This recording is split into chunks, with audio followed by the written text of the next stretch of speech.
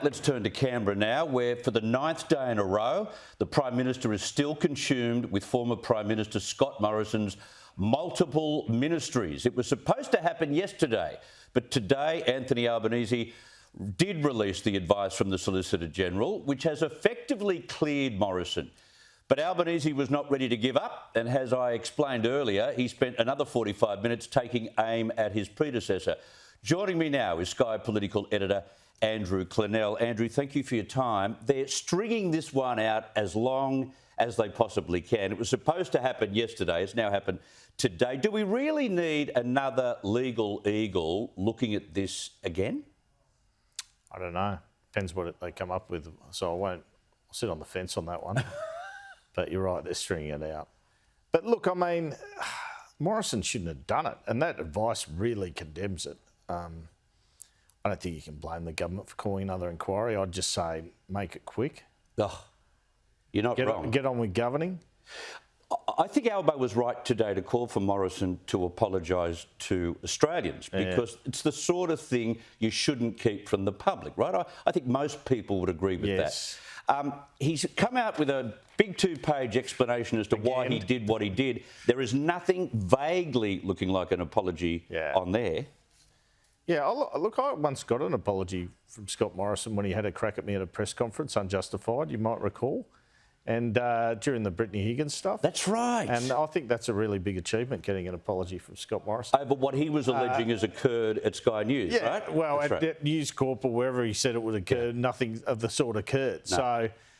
So, you know, these politicians don't apologise easily, I've noticed over the years covering them. But if I was advising him, I'd say, look, just say, I stuffed up, I apologise, I should have told my colleagues, I should have told the public, this is why I did it. Look at all the great things we did achieve during the pandemic. Anthony Albanese, get on with governing. Bang, bang, bang, bang, bang. That's your statement. Because if you think you have to apologise to the likes of Josh Frydenberg, it makes sense that you therefore have to apologise to the people of Australia. I think when you get to that point, you've lost perspective about the fact you've got to reveal things you're doing as a politician. And maybe the pandemic gave him that mindset. In fairness, there's probably a lot of other emergency measures they took which they want to panic people with. I'm not sure making myself health or finance minister and announcing that would panic anyone. Well, that's it. You see, I'm trying to still work out an explanation as to why he kept it secret. By the way, I can't work out why he wanted to be co-minister of these portfolios anyway, but why did he keep it secret? And that's all I can work out, that maybe he thought it might panic the country. How would it do that? Oh, I just think, especially in the 2021 measures, he was up to no good. He couldn't handle the fact that ministers could make decisions without him saying it was all right, which under certain laws that they can. So he just got power hungry. All right, the Prime Minister has been busy this week pumping up this job summit next week, but it's the omissions from the invite list which are becoming longer by the day. I mentioned last week on this program that there's no one from Defence turning up, and apparently we're supposed to be driving jobs in Defence for the next 10 years. I don't know why that's not addressed. No one from the recruitment sector either. They have been vocal today. And no bank bosses who employ 150,000 people. It looks to me to be a bit of a white elephant. Well, they're saying, he said today, the PM, the Australian Bankers Association's coming. I mean, why do we need the banks there, really? I mean, the other two examples, I think, are fair enough, especially recruitment. Yeah. But they're going to make mistakes. I mean, the thing is, they have time, if these things are raised, to invite more people. It's in the Great Hall. He says the PM, it's full anyway. There's so many coming. I'm just more interested in practical outcomes out of it. And you say he is building it up, but at the same time, on Sunday Agenda with me, he said, oh, look, we're not going to come up with something like the Prices and Incomes Accord like Hawke did in Economic Summit. So then you start thinking, well, hang on. He's playing it down now. Yeah, playing it down now. You know, like, what are we going to get out of this? Or are you just looking like you're being seen to do something and then they're going to do a white paper? Well, that's what happened with the Rudd 2020 summit. Now, he says we eventually got the NDIS out of that.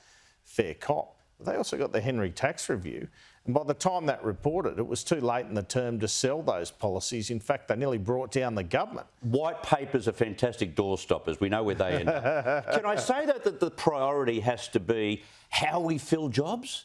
Like where we get people in this year to fill jobs, whether that be pensioners, migrants or whatever, isn't that the priority at the moment in this country? Yeah, look, I've got to tell you, I never thought I'd see this in my lifetime. I'm sure you're the same. So I remember the recession of 83, the recession of 91. It was always about unemployment and not enough jobs. But the government's right to say too, we've got to make sure we skill enough Australians. What about the 600,000 on JobSeeker who say they can't find work when we've got 480,000 vacancies in all sectors? Don't we have to look at the JobSeeker allowance too and try and say, well, hang on, we've got to, disincentivise these people from staying on the dole? Well, what you're talking about there is institutionalised unemployment, and Albanese said he wants to get long-term unemployed back to work. To do that, you need things like work for the dole to get them used to the concept of going to work. Then you've got a lot of people on disability support pensions on top of that. Labor won't touch this. No, they won't.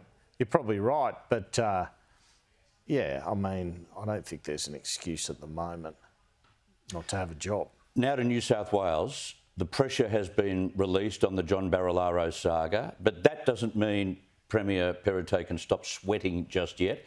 Attention has now turned to the position of Agent General to London, where Stephen Cartwright, the successful pick, was judged the least competent candidate for the position.